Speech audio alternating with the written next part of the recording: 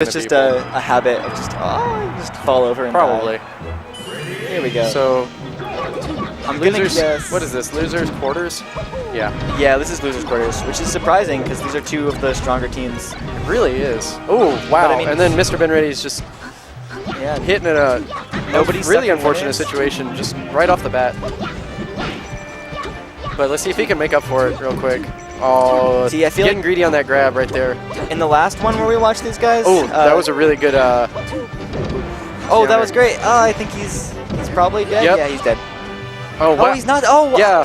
What? That was. I don't know what happened to Jwilli. Something. Money Mike just used his skill to somehow replace his character with Jwilli. I mean, I figured he would probably be able to make it onto the stage. I just don't know what happened to. Oh. That mix-up, though.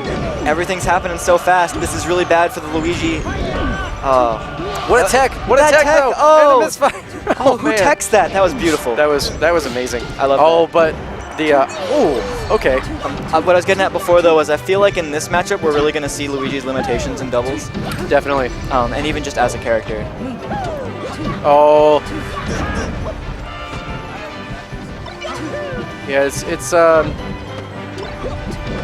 really interesting to see how he has to, all of his maneuvering is so telegraphed because he has no mix-up potential in terms of like trying to like jump in and like, you know, hide what he's intending. He pretty much has to just be like flying at you along the ground and you're like, well, I'm just gonna wait for him to do something after he's done moving towards me.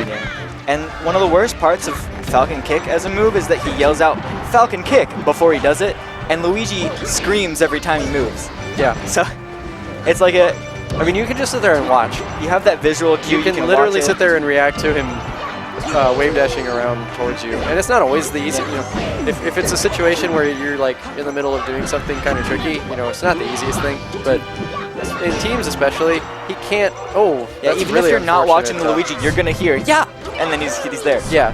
So you're kind of always watching out for the Luigi. Good disruption there. Saving, oh no. Oh no, he hit him with just the weird backside of the dare and that's it. Yeah. This is an uphill battle from here. Nim's one of those players that's got a very strong combo game and punish game with Fox. I haven't seen him do much in doubles though. Seth's really good at doubles. I'm not surprised. And you know, Mike is just really good at this video game. Yeah, they work, but they play a lot together, so they. How do you feel about Mike compared to the rest of NC right now? Is he 1 or 2? He's definitely number 2. Oh, yeah. Man. That's what people are saying. Yeah. But we'll never know because Alex Nanny is too busy practicing his saxophone tech skill back home.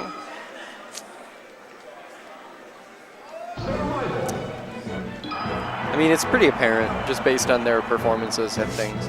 Yeah, their ranking criteria is very odd, in my opinion. Shots fired. Oh, and I want to see a top 15 PR for NC. I would be okay with that. See, I disagree with the. I guess I get a chance to be on the soapbox a little bit here. I don't care that people are going to hear this later, you know, yell at me. I think that the fact that they heavily weight in-state performance in the PR is a mistake when PRs are used for things like, you know, if you're doing seeding for like events, you know, if you go to a tournament, they're gonna look at your PR, the state PR, and use that for like seeding. And if you're doing it based on how they perform against one another and not how they perform just in general, like especially against like other people that they don't play all the time, then you're doing someone a misservice there, right? You're doing a lot of people a misservice there, and it's funny because. Like, it's a good example of that. I'm just going to keep going for a second. A good example of that is the fact that Taheem wrecks every Spacies in the state, but doesn't have, you know, he's getting better, but he doesn't have the most practice against other matchups. And it has shown, you know, in some of his tournament results in the past. But everybody looks at Taheem as like, you know, number 4 or whatever, and they're like, oh, he's, you know, really good. And then he'll like drop games to people that they wouldn't expect just because he plays Spacies all the time. He doesn't play other characters. He hasn't been charging. And they're like, so what happened? And I'm like, well, this is what happened. You ranked him based on his ability to like chain grab Spacies forever and ever, and not on him as a player in a greater scope of the game.